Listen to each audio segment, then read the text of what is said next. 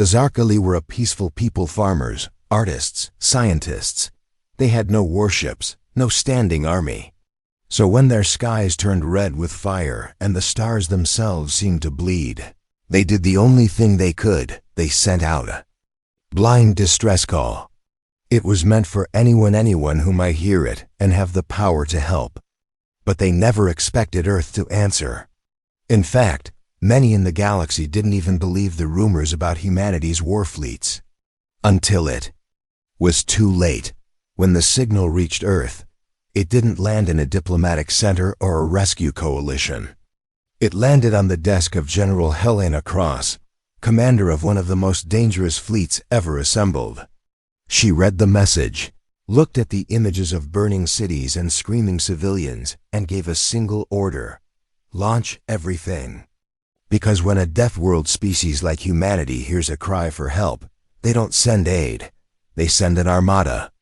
The signal Zarkali Prime was a jewel of a planet, lush blue-green forests, floating mountain ranges, and an atmosphere so clean. It shimmered under the twin suns. For centuries, the Zarkali people had cultivated life and art in harmony with their world. They believed in peace through understanding, diplomacy over force. But their beliefs had never been tested, until the Varnuk came. The Varnuk were not conquerors. They were consumers. A hive-based species of biomechanical organisms. They moved through galaxies like locusts, stripping worlds bare before moving on. No demands, no communication.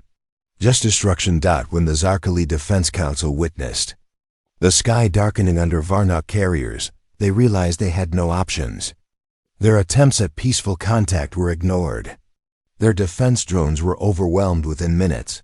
Counselor Drina, youngest among the planetary leaders, initiated the last resort protocol, a distress call encoded in every galactic language. They had on file. It was broadcast in every direction. They didn't know who would hear it.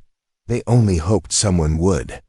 Earth listens. The message traveled through wormholes and relay beacons, skipping across light years. Most civilizations ignored it.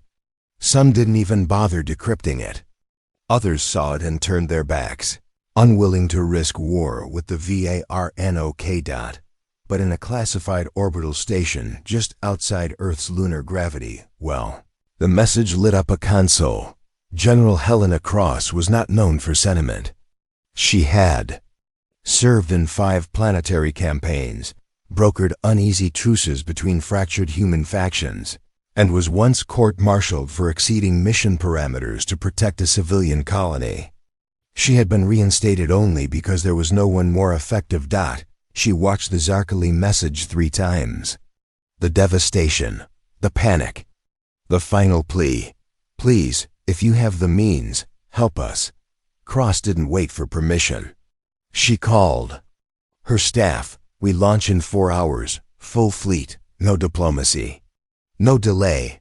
Admiral Bishop raised an eyebrow. We don't even know who they are. Don't care. Someone eats planets, we bring the hammer. That's who we are. And so Earth answered the call. The war fleet mobilizes. United Earth Nations War Fleet was a legacy of centuries of human conflict. Hardened by wars over water, climate collapse, and the colonization of Mars, Earth had built a military not for conquest, but for survival.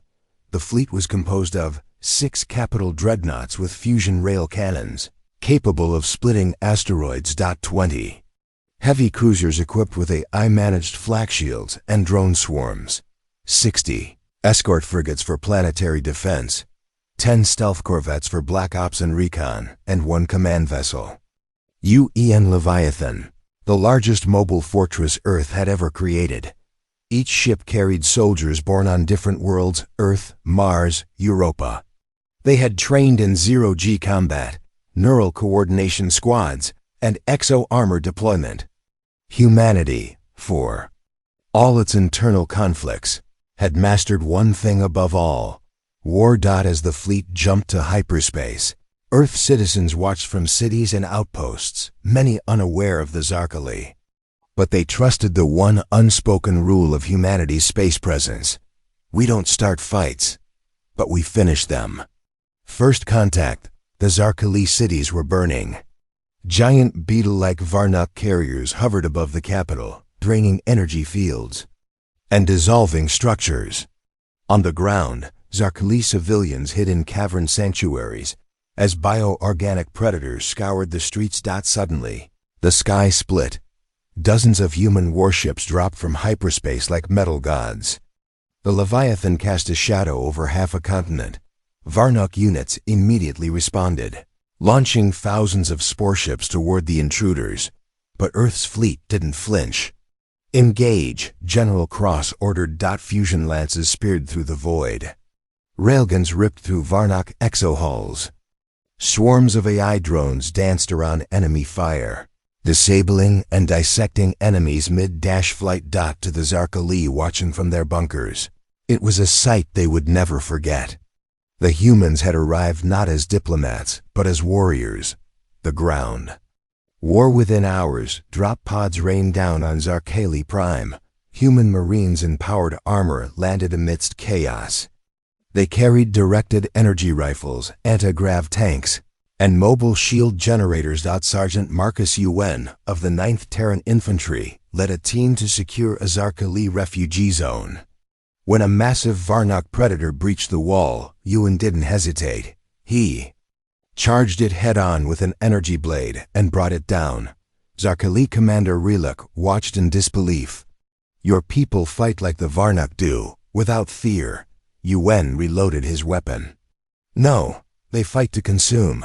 We fight to protect. There's a difference." Across the planet, Earth's forces began turning the tide. Each human squad was a mobile fortress, each strike coordinated by orbital AI. Varnok tactics, brute force, and overwhelming numbers collapsed against Earth's disciplined fury. The Queen, but the Varnok were not defeated. Deep beneath the crust, the hive mind stirred. The Queen had arrived. She was colossal, her form constantly shifting between metallic and organic, absorbing biomass to evolve. Her screen vibrated through the crust of the planet, disabling Zarkali tech and jamming human comms.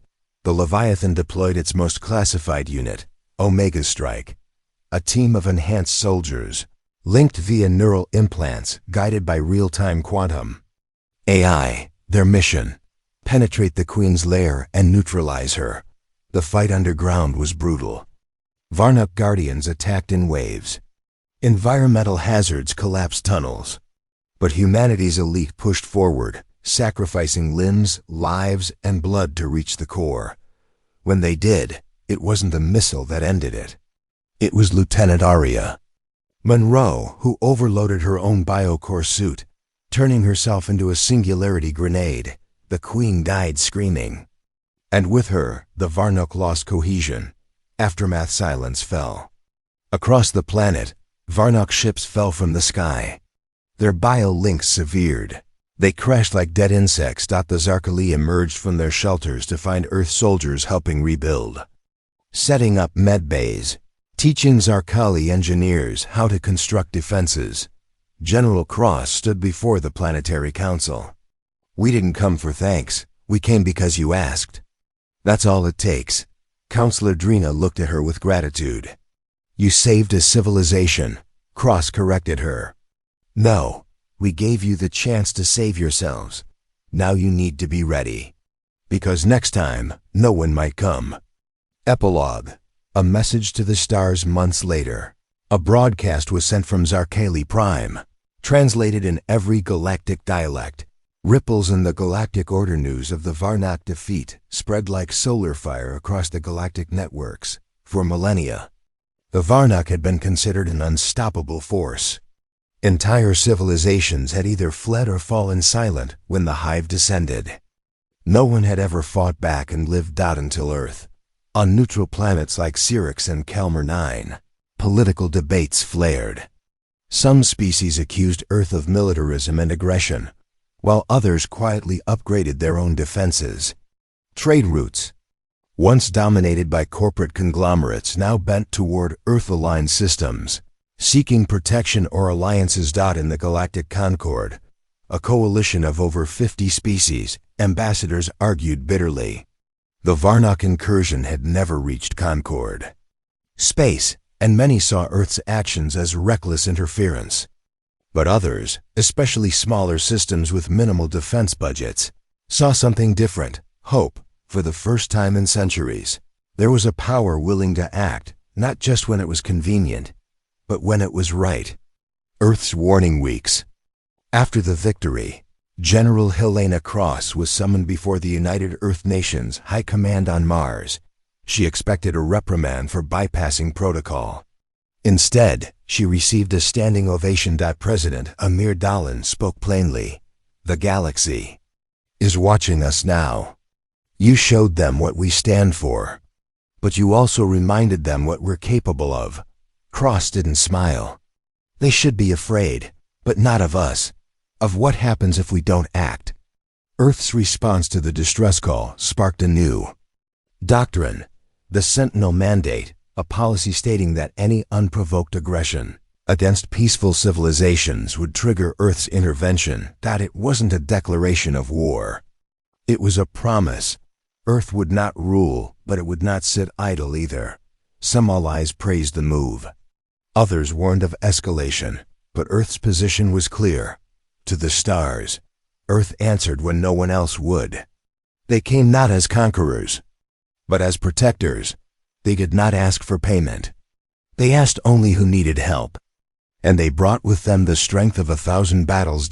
So know this: if your people are in danger, if your skies are burning and your cries echo into the dark, Earth may hear you, and if they do, they won't send aid. They'll send a war fleet.